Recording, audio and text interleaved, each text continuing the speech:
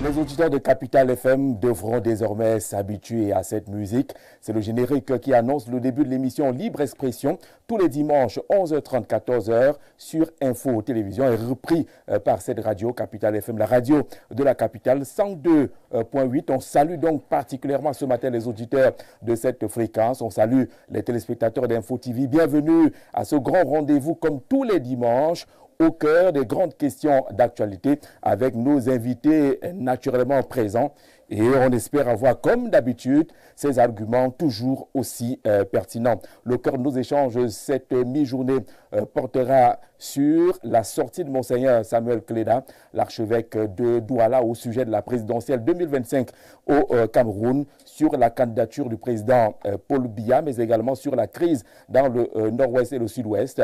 Il a été reçu en interview par nos confrères de Radio France Internationale. C'était le jour de Noël, le 25 décembre dernier. Faut-il considérer que Monseigneur Samuel Kleda est dans son rôle, ou alors c'est simplement une sortie de piste, comme le disent certains responsables du Rassemblement démocratique du peuple camerounais? Ce sera le cœur du débat. Et puis on ouvrira ce programme avec l'affaire Maître, on va l'appeler ainsi, Saa Tazo, qui a été interpellé, gardé à vue et puis placé en détention provisoire à la prison centrale de Newbel et puis immédiatement libéré. De ce côté, quel est le regard que nos invités portent sur cette nouvelle affaire concernant un avocat? Voilà planter le décor, mesdames et messieurs. Je vous présente très rapidement nos invités. Je commence par ceux qui ne sont pas des habitués de ce plateau. Je vais commencer par Maître Emmanuel Sim, qui est avocat au barreau du Cameroun. Mais également, il a soit une casquette politique, un troisième vice-président du MRC, mais c'est sous la casquette d'avocat qu'on le reçoit pour la première partie de cette émission. Maître, on vous dit merci d'être venu à Info TV ce dimanche. C'est un grand plaisir, c'est toujours un bonheur que de retrouver Jean-Jacques Zé. Ça fait longtemps qu'on n'a pas été sur un plateau ensemble. Donc, je vous retrouve avec la même joie et je suis content que vous ayez la même vigueur. Je vous regarde souvent les dimanches. Merci d'être là. Mais merci beaucoup à vous d'avoir accepté notre invitation. Je précise que vous ne serez pas là pendant toute la durée du programme. Malgré votre agenda très chargé, vous avez quand même tenu par respect aux téléspectateurs, mais également à Info TV, de venir participer à ce programme et d'échanger avec nous autour de la première question qui sera celle de mise en bouche et qui concerne cette désormais affaire Maître Saa Tazo. Mais je vous accueille avec du sport. J'aurais pu être souriant si les Lions A' avaient été qualifiés pour le CHAN, mais on a été éliminé par la République centrafricaine. Vous lisez les commentaires, on a l'impression qu'on ne doit jamais perdre contre une équipe comme celle de la RCA. Non, il faut dire simplement que le monde évolue, et le football aussi. Je pense que pendant que les Camerounais ont le sentiment d'être assis sur les lauriers, les autres travaillent et évoluent. Donc c'est à nous de ne pas dormir sur les lauriers, de continuer à travailler, même quand c'est au niveau des A', comme c'était le cas. On est éliminé pour le CHAN qui se déroulera au Maroc. Et il faut continuer à travailler simplement. Je pense que c'est la leçon qu'il faut retenir. Je vois des polémiques, on accuse les uns et les autres. Ce n'est pas important. On a été éliminé. Je pense que ce qui est le plus important, c'est de nous remettre en question tous les jours. Parce que rien n'est jamais acquis. Dans aucun domaine du monde, surtout pas dans le football, dans le sport. Les meilleurs aujourd'hui peuvent être demain les plus mauvais. Et il y a un exemple maintenant pour ceux qui suivent le championnat étranger avec Manchester City, une équipe qui alignait souvent 15 matchs, 20 matchs, 30 matchs sans défaite. Et écoutez, depuis 13 matchs, 14 bientôt, ils n'ont pas gagné ce match. Donc, c'est philosophique cette excuse-là. Non. C'est quand même la jauge de la qualité des championnats lorsqu'on va vers le CHAN. Oui. Maintenant, la question qui se poserait derrière, c'est quelle est la qualité de notre championnat local aujourd'hui au Cameroun. Vous savez, quand j'étais enfant, mais ceux qui ont mon âge le savent très bien, les matchs de football qui opposaient le Canon à l'Union, le Tonnerre, à Fédéral de Fumban et autres, faisaient affluer 100 000 personnes au stade. Absolument. Il est arrivé que nous allions au stade la veille qu'on dorme au stade, ou alors qu'on vienne très tôt le matin pour avoir une place, 100 000 personnes. On ne va plus jamais ça. Quand il y a un match et qu'il y a 10 000 personnes, eh bien, c'est déjà un grand exploit. Donc, je pense que nous devons pouvoir remettre en place au Cameroun un vrai championnat qui est attrayant. Mieux, au Cameroun, des gens venus d'ailleurs venaient jouer ici, des footballeurs comme Georges Weah et d'autres. Kofi Abré, Doram, tout ça, et qui sont devenus après des grandes stars du football mondial, ils étaient attirés par notre championnat. Plus personne ne vient ici, au contraire. C'est nos joueurs maintenant qui vont jouer ailleurs, en Afrique du Sud, au Maroc, au Gabon et tout ça. Donc, en Tanzanie. En Tanzanie. Je pense que c'est ça la vraie question. Quelle est aujourd'hui la qualité du championnat du Cameroun? J'entends dire, je ne suis pas beaucoup à dire vrai, qu'on a fait 8 mois sans jouer. 8 mois. Écoutez, il est logique que si on a fait 8 mois sans jouer le championnat, que la Centrafrique, et même un pays même plus faible, puisse nous battre. Parce que eux, ils sont en activité sportive, pendant que nous, on n'est pas en train de jouer. Il faudra faire de vrais calendriers annuels, qu'on sache chaque année quand commence le championnat et quand il se termine.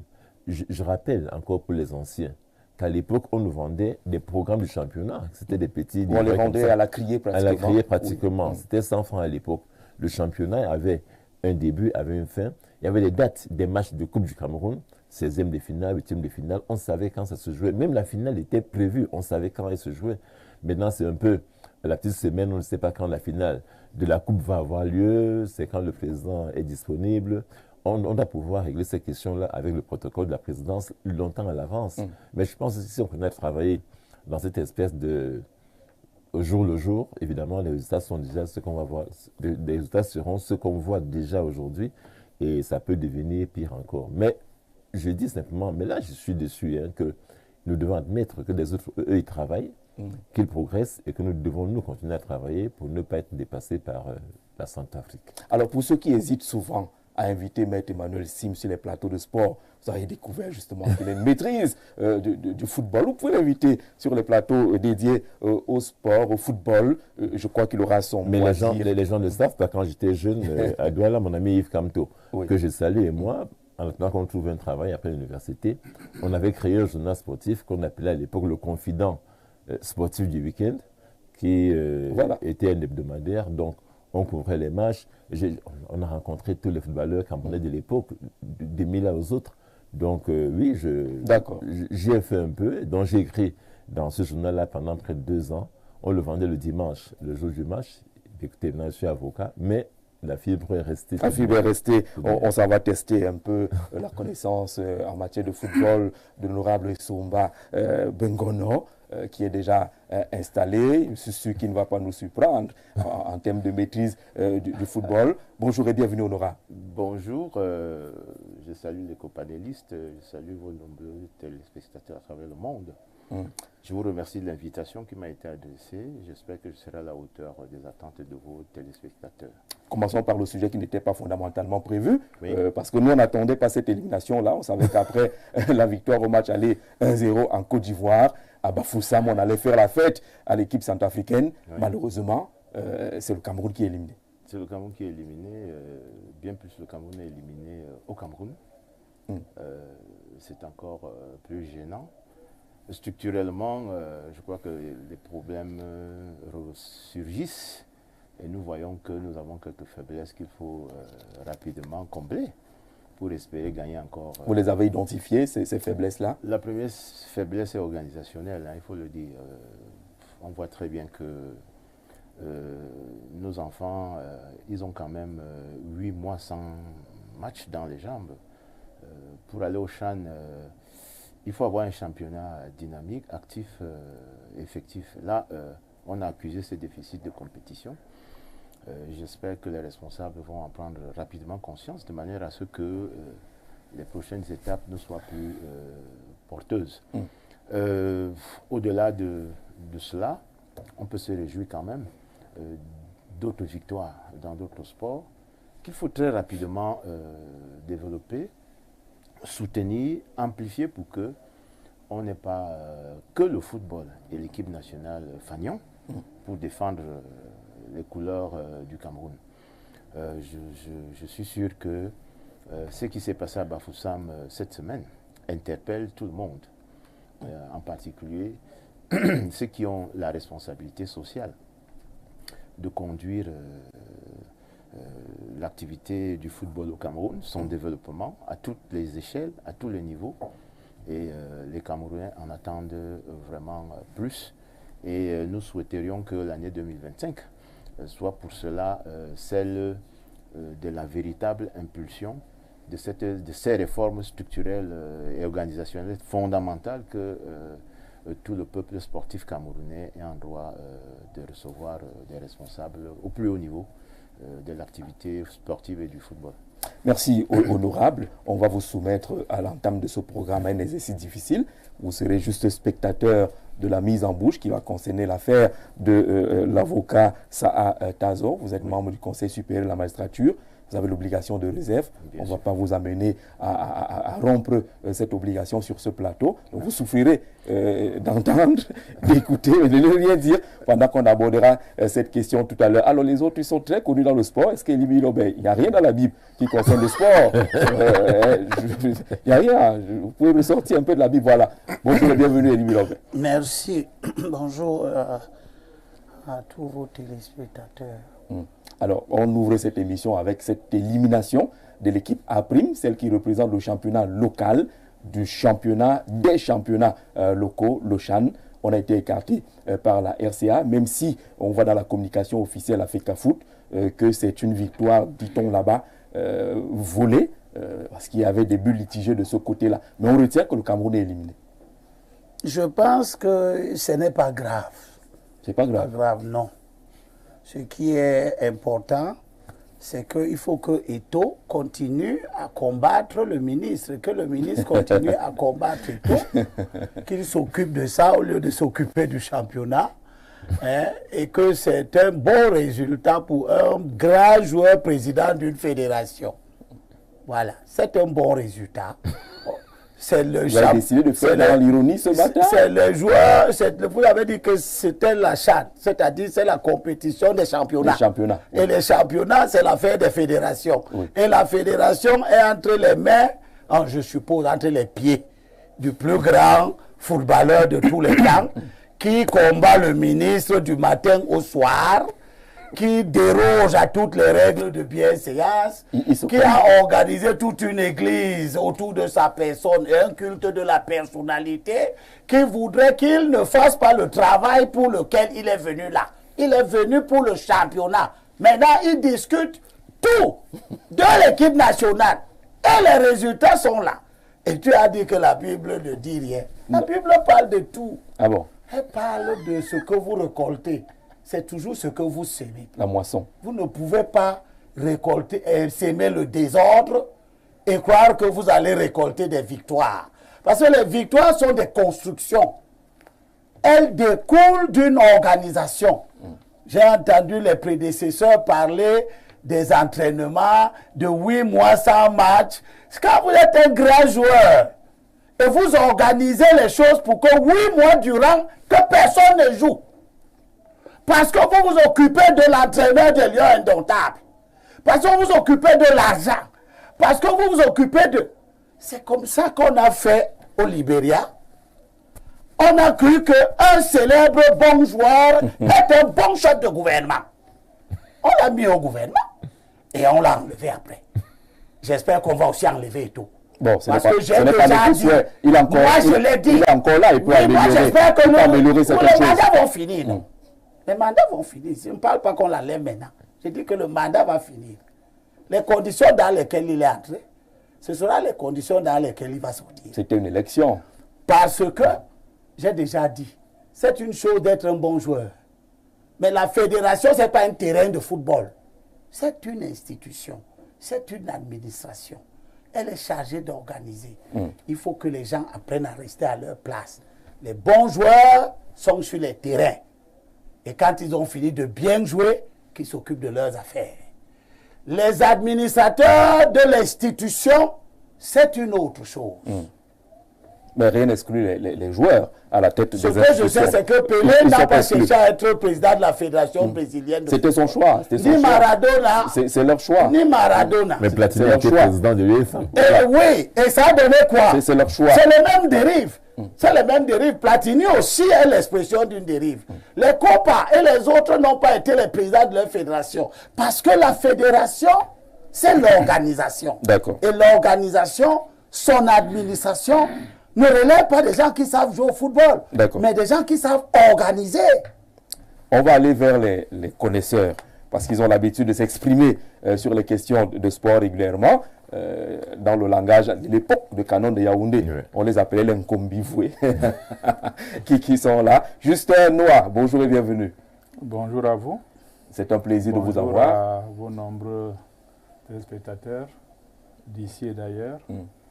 Permettez-moi de vous remercier pour cette invitation. Permettez-moi aussi de déroger à votre mise en bouche, parce que nous estimons que ce n'est une distraction, entre autres. C'est une distraction? Oui, le football. Le football? Actuellement. Mais c'est une distraction utile, non? Ce qui est plus utile, croyez-moi, c'est ce qui se passera l'année prochaine, en 2025. Alors que vous avez souvent utilisé les images du football dans vos campagnes, l'image du pénalty et autres, ça renvoie au football. C'est vrai. D'accord. Et c'est pourquoi je voudrais, avec un air grave, rappeler qui s'est tenu à Yaoundé ce mois, du 18 au 19 décembre, la conférence semestrielle des gouverneurs, qui avait pour thème, je crois, autorité sécuritaire, enjeux sécuritaires et bonne exécution des projets de développement. Au cours de cette conférence de présidents, et précisément le 19 décembre, le ministre de l'administration territoriale, Atangandji, a fait projeter la vidéo de Maurice Kamto, président du mouvement pour l'instant du Cameroun, appelant au boycott des élections couplées de février 2020. On est toujours dans la mise en bouche là? C'est très important. La mise en bouche parce que vous avez l'occasion d'élaborer là-dessus. On a un thème purement politique qui arrive. Oui, mais je suis déjà parti. Permettez-moi de vous choisissez votre thème? Terminez donc. Permettez-moi de terminer. En réalité, nous nous posons la question de savoir en quoi est-ce que Maurice Kamto est un enjeu sécuritaire dans notre pays. En quoi est-ce que Maurice Kamto nuit à la bonne exécution des projets de développement dans notre pays.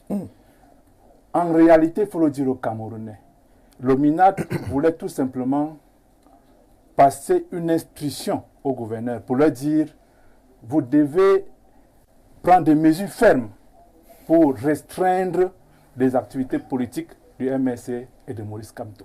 30 secondes encore, parce qu'on ne va pas s'attarder sur la question. Oui, il a dit. Vous avez le temps de revenir dans le débat. Vous avez boycotté. Monsieur Kamto a boycotté l'élection de couplée de 2028. Donc, nous l'obligerons à boycotter l'élection présidentielle 2025. Aucun nom. Dites au MINAT que cela n'arrivera pas. D'accord. Dites au MINAT que Maurice Kamto sera bel et bien candidat à l'élection présidentielle de 2025. Quel que soit le nombre de serres d'abeilles ou des serpents qu'il enverra. Parce que nous avons développé des antivenimeux très puissants pour contrer tout ça. D'accord, merci. Vous voyez qu'on est démocrate sur ce plateau. Le message est passé. Vous l'avez fait en regardant la caméra. Donc on a été très heureux de vous entendre. Pour le sport, vous trouvez que c'est une distraction et que l'affaire est tirée le sport le sport chez nous ne ressemble à la gouvernance du pays. D'accord. Que on va avoir dans un secteur précis lorsque tout le corps est malade. Dans l'affaire du penalty tiré, raté ou... non, ce penalty n'a jamais été raté. D'accord. Il est allé dans le but. Dans le but. Et maintenant, l'arbitre a décidé de faire autre chose. Un arbitre qu'on s'est auto-désigné. Il n'avait pas de VAR, cet arbitre-là, apparemment. Nous accueillons le professeur Odangini. Bonjour, professeur, et bienvenue. Bonjour, monsieur et bonjour aux téléspectateurs. Elle a fait une magnifique esquive. Hein. Le sport, pour lui, c'est la distraction. Mais au moins, cette distraction-là retient tous les Camerounais. On tire les pénaltys qui font le taper poteau. Ça aussi, ça peut arriver.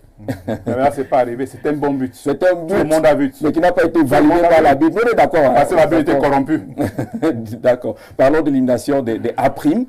Hier, au moment où on s'attendait à ce que ça aille très bien, le coach avait rassuré les uns les autres dans la conférence d'avant-match. Après les erreurs d'Abidjan, on allait les corriger pour obtenir la qualification, mais qu'on n'a pas obtenu face à la RCA. Oui, les Lions A' ont été éliminés dans des conditions assez particulières, mais ils ont été éliminés. Et au-delà des Lions A', il faut dire que la prestation des sélections nationales est plus que moyenne. La plupart du temps, elles sont éliminées. Il y a un vrai problème. Il y a un vrai problème parce qu'en dehors des juniors en équipe féminine qui sont allés en Coupe du Monde, la plupart des sélections ont été éliminées pratiquement soit pour les compétitions africaines ou pour les éliminatoires de Coupe du Monde et des Jeux Olympiques aussi. Ce n'est pas une bonne chose. Il faut vraiment qu'à la fédération, on réfléchisse à ce sujet. Je pense que au-delà de la question de l'organisation, c'est le problème de la vision qui se pose. Quelle est la vision qui gouverne l'action de l'équipe actuelle? Est-ce que cette vision-là est partagée? Est-ce que le leadership de la FECAFOOT sait la faire partager et sait la faire mettre à exécution? Je n'ai pas l'impression. Maintenant, il y a des problèmes structurels qui n'ont pas commencé avec l'équipe qui est actuellement là. Mais leur présence interroge aussi parce que quand même, dans la situation, il y a un élément particulier qui est le statut du président de la FECAFOOT. Avec une personnalité de son acabit. Et effectivement, il ne suffit pas d'être joueur pour gérer une fédération, mais nombre de joueurs ont aussi géré les fédérations. Et les ont gérés de manière intéressante et de manière efficace. Avec le statut de Samuel Eto'o, on s'interroge quand même pourquoi on n'y arrive pas. C'est quand même quelque chose qui est un vrai problème. Et au plan symbolique, c'est même très grave. Si avec Samuel Eto'o, on ne peut pas relever le niveau du football camerounais, au niveau au moins des figures qui ont été sur le terrain, qui pourra le faire? Il y a un téléspectateur qui dit que ce n'est pas la faute à Samuel Eto'o, que vous lui mettez beaucoup de bâtons dans les roues. Oui, bon, on peut toujours dire ça comme ça, mais les précédents présidents de la FECAFOOT ont aussi eu les bâtons dans les roues, que ce soit d'ailleurs les présidents normaux ou les présidents normalisateurs. Ils ont toujours eu des bâtons dans les roues. En fait, dans le système de la FECAFOOT, c'est quelque chose qui est habituel. Donc, et l'ironie du sort, c'est que le dirigeant actuel de la FECAFOOT a été lui-même un bâton dans les roues des précédents présidents de la fédération. Donc, ça permet aussi de réfléchir. Et même au-delà, même en politique, ceux qui mettent les bâtons dans les roues des autres, quand même, si un jour ils arrivent, il faut qu'ils sachent aussi qu'on va leur mettre les bâtons dans les roues. Je suis votre regard. Monsieur, merci d'être là. On va entamer la lecture de cette actualité liée à l'interpellation, la mise sous mandat de dépôt provisoire, on va le dire ainsi, pour faire facile, de maître Sarr Tazo, et puis libération immédiate. C'est là comme dans un film bien connu, 24 heures chrono, arrêté le 25 ou le 24 le 23. Voilà. Le 24. Très rapidement. Libéré le 25. Libéré le 25, 24 heures chrono autour de cette affaire qui fait polémique dans notre pays. Avec la réalisation, on va afficher le thème de ce sujet.